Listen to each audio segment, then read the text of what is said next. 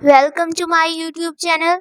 In this video, we'll acquire techniques for managing multiple documents. To arrange the document according to your need, you can use the options available in window menu. To activate the window menu, press Alt W.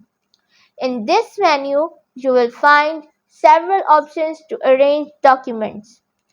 At the bottom, you can see a list of all document windows with a tick mark next to the active window.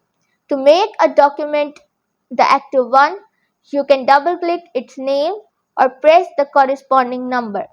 Additionally, you can use Control Tab to move from one window to another.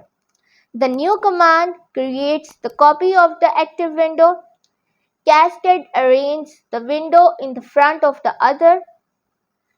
Tile horizontally arrange the window one above the other, and tile vertically arrange the windows side by side. These options allow you managing view of multiple documents efficiently.